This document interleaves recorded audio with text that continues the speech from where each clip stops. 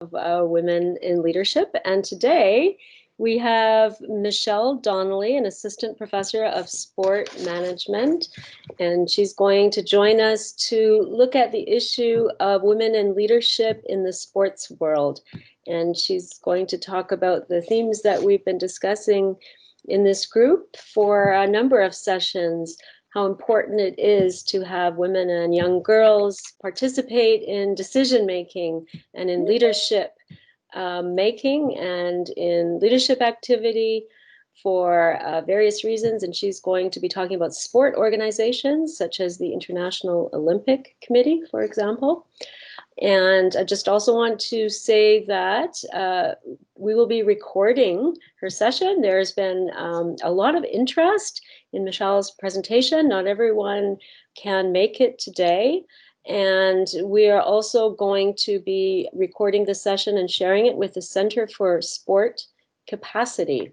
So just want to let you know that Dr. Donnelly's session will be recorded. I believe that once we get to the questions, we will probably stop the recording, Jeannie, so people can feel free to ask questions, and knowing that it is not recorded, I think that's what we've usually done in the Women in Leadership session. So I'm just absolutely delighted to be able to introduce you, Michelle, and looking forward to your presentation. Thank you. Thank you so much. I'm excited to share this presentation today. I'm excited for the conversation that we have the potential to have. Sorry, no, for some reason it's asking me to do extra stuff to share my screen. We'll,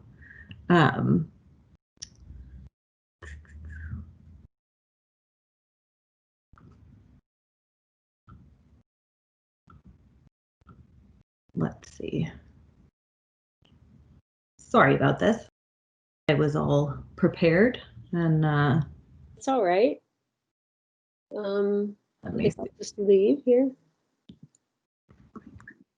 Let me just get this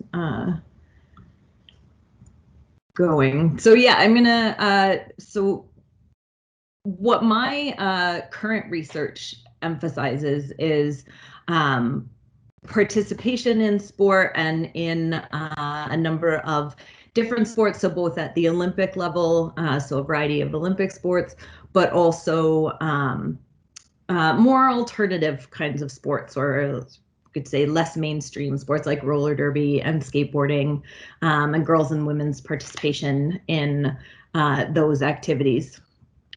So what I'm going to talk about today is related to work that I've been doing about the Olympic Games. So with colleagues, I have prepared in the last few years gender equality audits of the Olympic Games that are focused on the sports and events that are on the Olympic program. So that's all of the medal events that are included, and looking at those in terms of not only the number of men and women athletes who have the opportunity to present or to be at the games, but also looking at where there are differences in equipment and rules between men and women's participation. So that is something that I've had going on. And this is related to that in terms of focusing on who's in those leadership and decision-making positions in sport. So particularly at the Olympic level. So a little bit about me. This is my research. It's very closely tied to work that I do that's both academic and non-academic. So I'm the co-founder and yes, Eduskating Riga is my roller derby name. So co-founder, and I'm on the advisory board now of the Girls on Track Foundation, which is an organization that uses roller derby to try to address the adolescent dropout, the really extreme adolescent dropout numbers in girls' participation in physical activity. I spent time as a member of the board of directors for the Women's Flat Track Derby Association, which is the international governing body of roller derby, and has over 400 leagues and teams on 6 continents. And currently I skate with Niagara Roller Derby. It's one of the many leagues that I've had the opportunity to skate with during my time in roller derby. One of the things that I am most proud of in terms of my participation in roller derby, and particularly on the board of directors of the WFTDA, is passing a gender statement, or a WFTDA statement about gender. So initially, the WFTDA had implemented a gender policy that closely followed the International Olympic Committee's policy at the time, which included hormone testing for athletes whose gender identity was questioned. And that really felt, I mean, it's inappropriate in any sport setting. It felt particularly inappropriate in the roller derby setting. And so I worked with a number of other people to write and then have leagues vote on. The WFTDA is a democratically run organization, and we passed a statement about gender that uses this language. So if women's flat track roller derby is the version and composition of roller derby with which you most closely identify, then this is where you should skate. So that self-identification policy sort of statement is one of the things that I'm most proud about from my time in roller derby. So what I'm going to focus on today, like I said, is looking at the IOC and how they have been doing in terms of gender equality. So this is the IOC's sort of standard table that they share from their Women in the Olympic Movement report. And it starts in 1900 when the first women participated in the modern Olympic Games. So the games started in 1896. There were 2 women's events at the 1900 Games, and then that number changes over time, and at 2016 in Rio, there were 28 women's sports and 145 ish sort of women's events. So that would be events in which women could win a medal. So what we've seen happening in the realm of sport is very much what we've seen happening in corporate settings and politics, in terms of making both ethical and business arguments for increasing the number of women in decision-making and agenda-setting positions. So the ethical principle sort of argument is that women as stakeholders in sport, so as nearly 45% of the athletes at the Rio 2016 Olympic Games, as participants in sport across the globe, should be represented in the Olympic movement in decision-making positions. And then you also have this sort of business argument for diversity, that when you include women, when you take into account women as potential candidates for these positions, you increase your talent pool, you increase the skills and perspectives that are brought to the table, and that by doing that, you contribute to more successful organizations. So the IOC is actually relatively, I would say, late to the party in terms of the inclusion of women in leadership positions.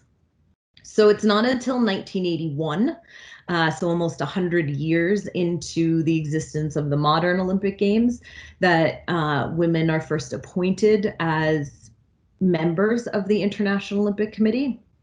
So you have 2 women appointed in 1981.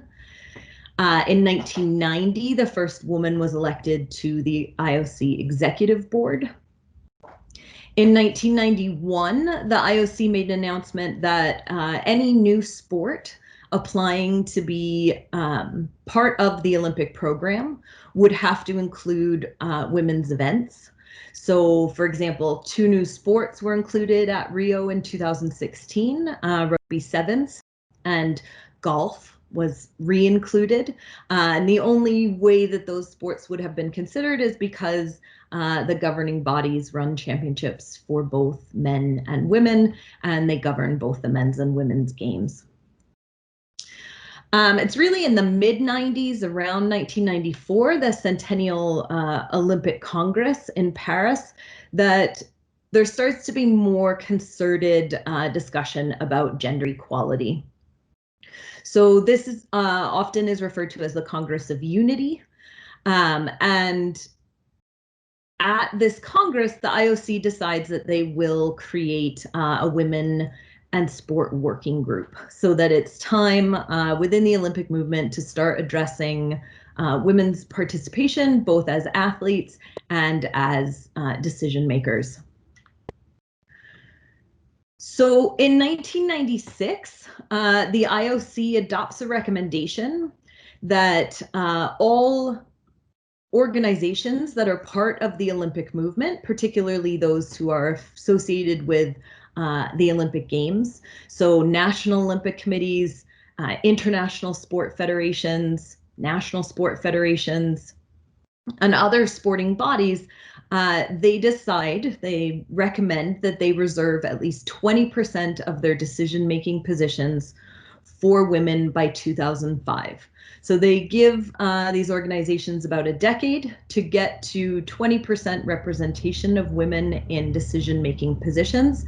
And they set an interim target that by December of 2000, so the end of 2000, women would be in 10% of decision-making positions.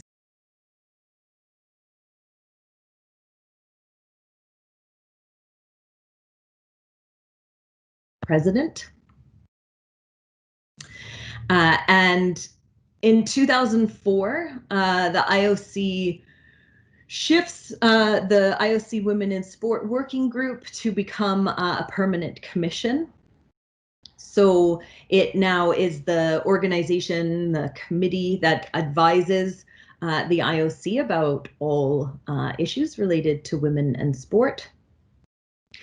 And in 2006 and 2009, we have some evidence of the IOC's own numbers and whether or not it had achieved its targets.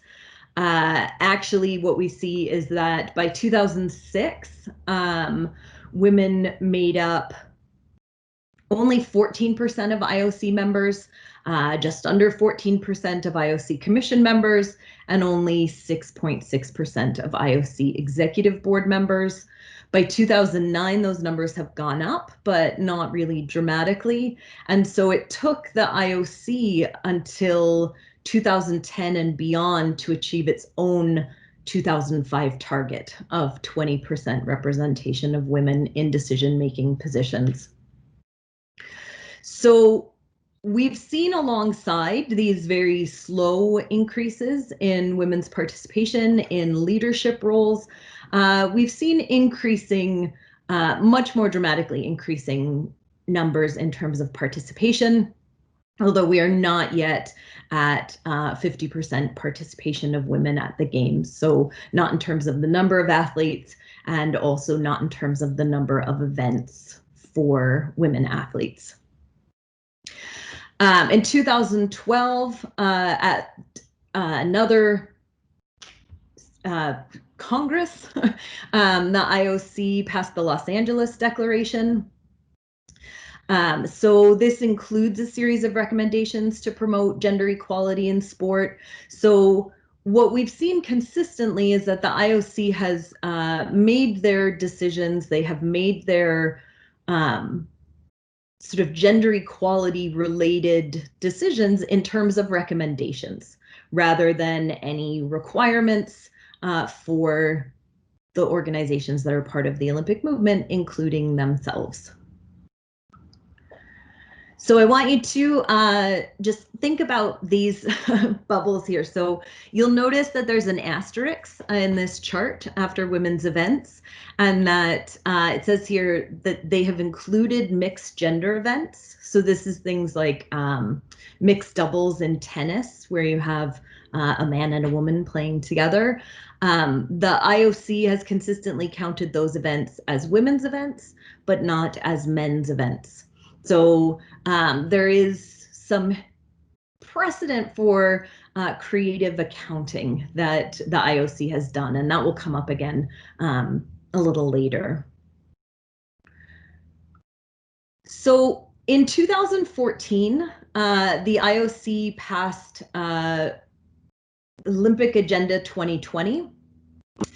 This is often referred to as the roadmap for the future of the Olympic movement. So you may be aware that there have been issues over the last few years. A number of cities that have been considering submitting bids to host the Olympic Games have held public referendums, and people have declined wanting their city to host the Games. There have been concerns about the size of the Games, so the number of athletes, number of events, and number of facilities required. Alongside that are concerns about the cost of the Games and whether or not the Games can remain relevant for a younger generation and continue to attract a fan base. So Olympic Agenda 2020 is this strategic roadmap, and it is made up of 40 recommendations. And these are about all aspects of the Olympic movement. So they're trying to address the challenges that they have identified that are facing the Olympic movement. And the most relevant recommendation or puzzle piece of Agenda 2020 for us today is Recommendation 11. So Recommendation 11 is to foster gender equality. And the IOC has offered sort of two strategies or approaches to foster gender equality in the Olympic movement. One of those is to work towards 50% participation of women athletes at the Games, to increase women's participation and in all levels of sport by having more participation opportunities at the Olympic Games. And also they have encouraged international federations to include more mixed gender and team events. So when we have the Tokyo Olympics, if we have the Tokyo Olympics, there will be a number of new mixed gender events. So in shooting, there will be a team event that includes both men and women. On the track, we'll see a mixed gender relay, 4x100 and 4x400 meter relays. So there are elements of ways that these are being taken up. The big sort of missing piece in this puzzle is, what does the IOC mean when they talk about gender equality?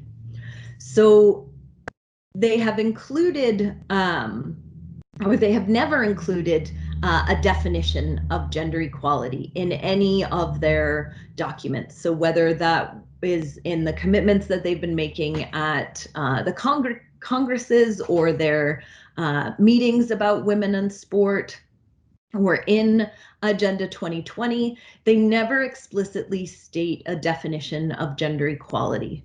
And so what that leaves us doing is sort of looking for, where can we find evidence of how the IOC is defining gender equality? And so in 2018, I did a content analysis of IOC press releases about any press releases that included references to gender equality. Gender balance is a term that's consistently used. So each year the IOC recognizes International Women's Day. It awards women in sport leaders and advocates. And gender equality often comes up when changes are being made to the IOC membership, as well as around programs for upcoming Olympic Games. So when the list of sports and events is being approved for an upcoming Games.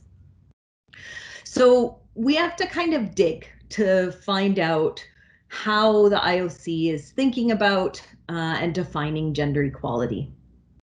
So Principle 6 of the Olympic Charter does tell us that the enjoyment of the rights and freedoms set forth in the Olympic Charter shall be secured without discrimination of any kind, and sex is included as one of the bases that people should not be discriminated against in order to achieve the rights in the Olympic Charter. Sexual orientation was actually added after the Sochi 2014 Olympic Games, and controversies about Russia's passing of anti-LGBTQ legislation between the time that the Games were awarded and when they were hosting.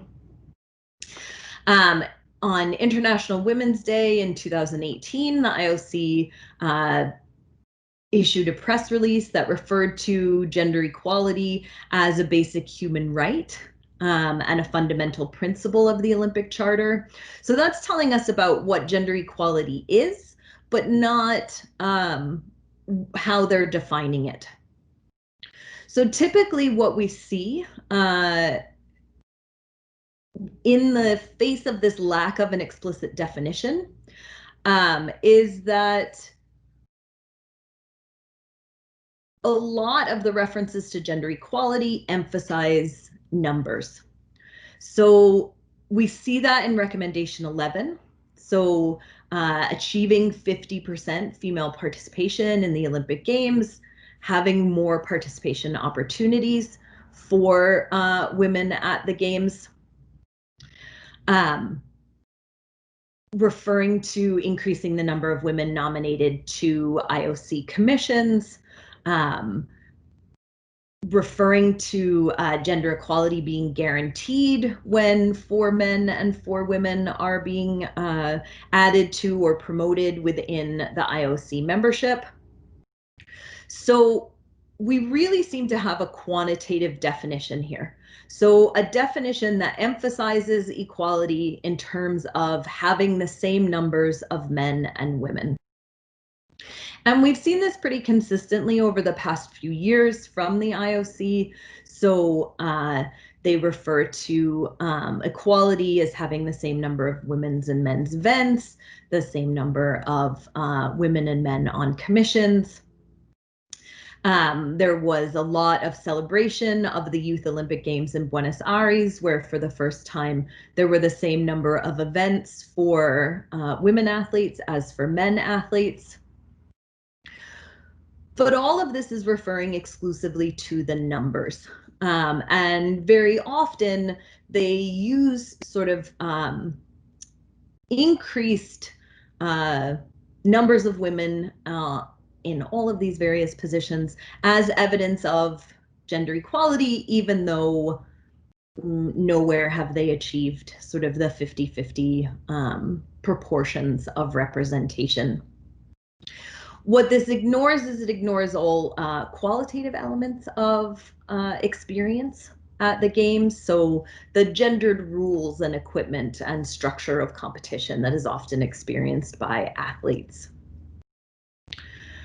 I would like to offer a couple of what I would say are better definitions of gender equality. The first comes from UN Women. And I've chosen to include this one because over the last decade or so, the IOC has developed an increasingly close relationship with UN Women, and in a few informal ways, they have suggested that they are using UN Women's definition of gender equality. So where they talk about gender equality referring to equal rights, responsibilities, and opportunities of women and men and girls and boys. that it's not about becoming the same, but that women's and men's rights and responsibilities and opportunities will not depend on their gender. So taking into account the interests, needs, and priorities of both women and men. Okay. So this suggests a broader kind of definition, a broader approach to gender equality that isn't really reflected in the ways that the IOC is talking about this concept. I particularly like this UNESCO definition, gender equality. It's about equal status, that it's about equal opportunities and rights to access and contribution and benefit. So again, when we're thinking about gender equality, it's a much more complex concept than really is demonstrated by focusing on only the numbers. And in fact, that focus on only the numbers really is about gender parity. So a very limited way of measuring gender equality where you're focused exclusively on the numbers and trying to get to that 50-50 representation and participation. So a more quantitative objective, and as UNESCO points out, a more limited definition of gender equality, or way of measuring gender equality, certainly. So then there are two main issues that we need to discuss. So how is the IOC and other members of the Olympic movement, how are they doing with respect to their own definition of gender equality? So this gender parity, sort of focus on the numbers definition. And also what's missing when we use this limited measurement of gender equality. So what don't we know when we're looking only at the numbers? So looking at the IOC itself, you saw that it took them longer than anticipated to achieve their own targets. But in 2020, there were 104 IOC members. 39 of them are women, so about 37.5%. So they have now achieved their 2005 goals and in fact now exceed 30% women's participation. This tends to go up and down. IOC members who are appointed with lifetime memberships. So people will age out of their memberships at 80. So there are different times that people are being added to the IOC, which affects these numbers. But the IOC Executive Board, which is composed of the president, 4 vice president, 10 IOC members, a director general, and an honorary president. Currently, you have 1 woman vice president. That's actually Anita DeFrance still, who was originally elected in 1997. She is still the only woman to have been in a vice presidential role on the executive board. And there are 4 women members on the executive board. So they make up just under 30% of that executive board. So like I said, the IOC has sort of interesting ways of talking about these things. So when that number of IOC members, women members, went up to 39, they included in a press release this idea that having 37.5% of its membership be women, which is a significant increase over the 21% from 2013. But they claim that the session has demonstrated the IOC's commitment to promoting gender equality within its leadership. 37.5% is not yet gender equality, but certainly, right, we continue to see some increases in that regard. Now, the IOC commissions are bodies that are struck by the president, and they might be created for the purpose of advising the IOC executive board, for advising the president directly, or advising kind of the IOC. There are also organizing committees for all of the upcoming Summer and Winter Olympic Games and Youth Olympic Games. The commissions include the Athletes Commission, an audit committee, a communications commission, like I said, those future host commissions, legal affairs and marketing, the medical and scientific commission. So in July, the IOC advertised, again in a press release, that they had achieved this milestone. Female membership of IOC commissions reaches an all-time high of 47.7%. So after the addition of new members to the IOC and the kind of formatting of the commission, so adding those members to various commissions, they have achieved this 47.7%. But hold on, right? There is something we need to consider here. So 39 women IOC members make up 47.7% of IOC commission membership. So they hold 122 committee positions. The 65 men IOC members hold 132 committee positions. So when this was advertised, right, the president of the IOC had particular ways of talking about this. He referred to the fact that this is a team effort to achieve women's greater representation. He talked about by increasing female participation in IOC commissions and the number of female chairs. Of those commissions, the IOC is hearing the female voice more and more and ensuring that women and girls can be empowered by using the powerful platform that sport provides to promote gender equality. You can see here at the bottom that if commission places were divided equally among all IOC members, which they are not, the current men IOC members sit on about 2 committees each, and the women sit on just over 3 committees each. So this empowerment also seems to go alongside some exploitation, some requiring that women IOC members do more work than their men counterparts. So they're serving on average on more commissions. They're not chairing as many commissions yet. But this focus on numbers, being able to report 47.7% commission membership or women's commission membership, obscures this labor inequality that's happening because it doesn't put that number into context of recognizing still that significantly lower number of women IOC members. So it doesn't take into account that each of those women is doing more work, sitting on more commissions than the men on the IOC.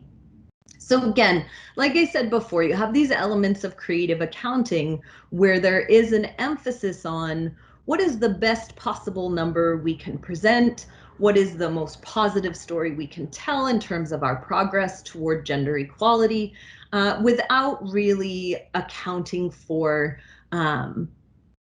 these significant differences that continue to exist. So where these things are happening within a larger gender unequal context.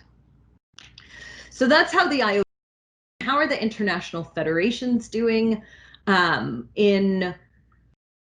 Earlier this year, not that long ago, the Association of Summer Olympic International Federations, so that's swimming and track and field and all of the international federations that represent sports played at the Summer Olympics. They released their 3rd review of international federation governance. This is something that they initiated based on the many sorts of scandals and identified corruption happening within international sport. And one indicator that they use in their review in the self-assessment questionnaire that international federations are asked to complete is whether or not the international federation has appropriate gender balance on their executive board or equivalent committee or board. So they are asked, are they at less than 5%, more than 10%? Do they have anything in place that is contributing to changing the situation with respect to their gender composition? So in this report, the task force found that only one international federation had a board that had over 40% women represented on it. 12 international federations had boards with between about 25 and 40% women. They also had some rules to encourage better gender balance. So some organizations, some international federations have started to set their own quotas, build gender equity or gender equality into their selection procedures and bylaws, sort of governing documents for their organizations. You can see that 10 international federations had between 15 and 25% women represented on their executive boards, and 8 international federations had fewer than 15% representation of women. So there's still a lot to do. You have some organizations that are doing better than others. You have so this is among 31 international federations that completed the questionnaire. And really, again, this is speaking about gender parity rather than a more kind of complete, complex approach to thinking about gender equality in organizations. So thinking about the IOC targets then in terms of a critical mass. So critical mass theory suggests that once you achieve a certain threshold, sort of a certain percentage representation of an organizational minority, such as women in sport organizations, that you need to achieve that threshold before you can really affect change in the culture of the organization. So empirical findings have demonstrated that critical mass is at least 30%. We know that there are a lot of international federations not yet achieving that 30%. The IOC has, and so we have seen some changes. So having these particular targets or recommendations provide some concrete outcomes to aim for, right? International federations know, national Olympic committees know that they are working towards at least 20% women in decision-making positions. And we've seen over the time since those targets were set, increased participation of women in leadership positions. But there are a number of limitations also to these targets. So they're directed at only one level of the Olympic movement. So these really major organizations, the international federations, the national Olympic committees, and there's not an expectation that this would be throughout sport organizations.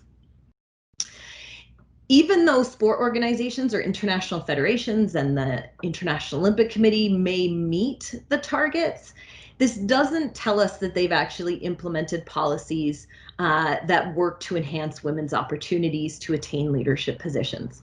Achieving the numbers kind of happens in one moment in time, and there's no sense of how that is developed to be sustainable.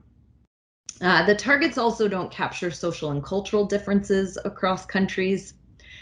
And I would add that because these targets are set as recommendations and not as requirements, then there's no consequences, no real consequences for not meeting them.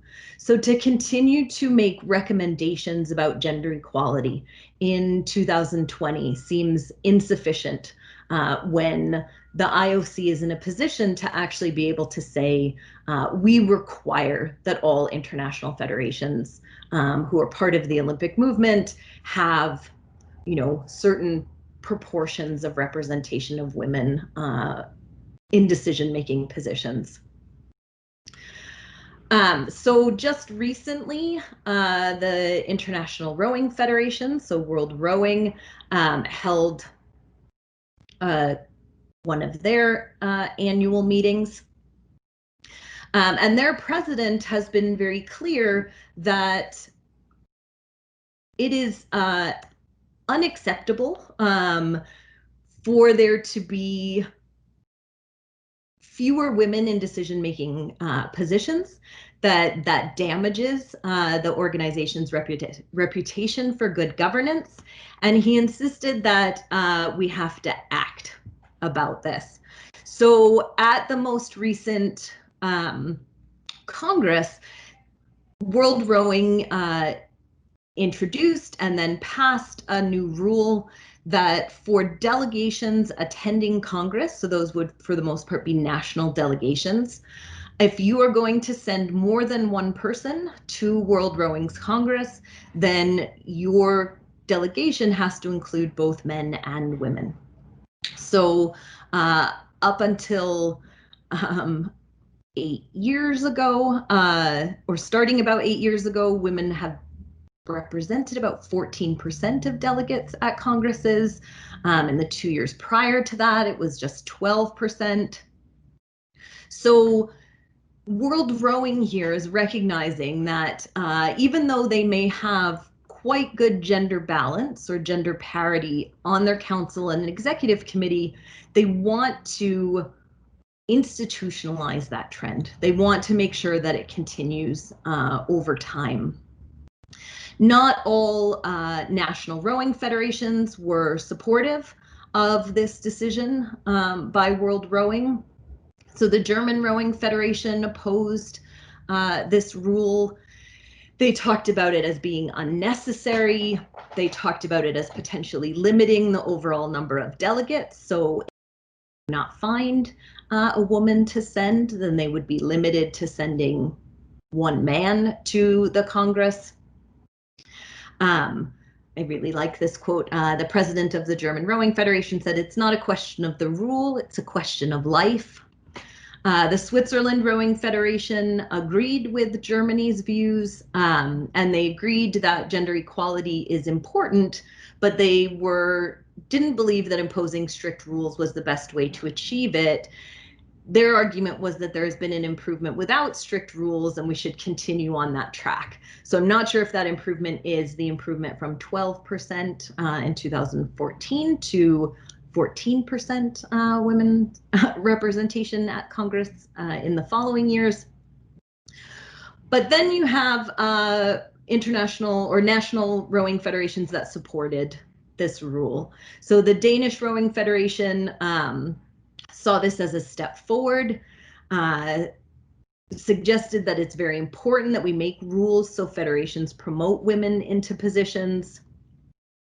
The British Rowing Federation said that it's time for sports administrators to make our own commitments, to make sure we're doing everything we can to encourage women into senior roles. So there's still a debate about how to achieve gender equality, even when it's emphasizing only the numbers and having parity in representation. So I wanted to share just quickly some evidence from the Canadian context, so to give you a sense of what's happening in Canada. So in Canada, we have some data about Canadian inter-university sport. So this comes from what used to be the CIS, is now U Sports. And what we have seen over a longitudinal study of youth sports in terms of leadership positions is actually a widening gender gap in leadership. So you can see that from 2010, the 2010-2011 season, to the 2016-2017 season, there's been an increase in the number of men head coaches and assistant coaches of both men's and women's teams. And a decrease in the number of women head coaches and assistant coaches.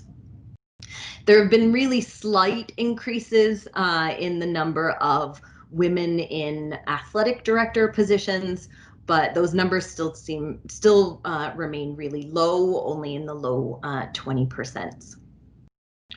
So what's missing overall in this discussion? So what's missing is an acknowledgement that progress towards gender equality is not linear, it's not universal, and it's not inevitable.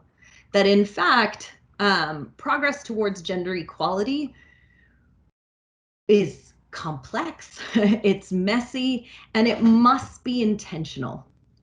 So there have to be specific sorts of approaches that are being taken and enforced in order to continue to move toward gender equality.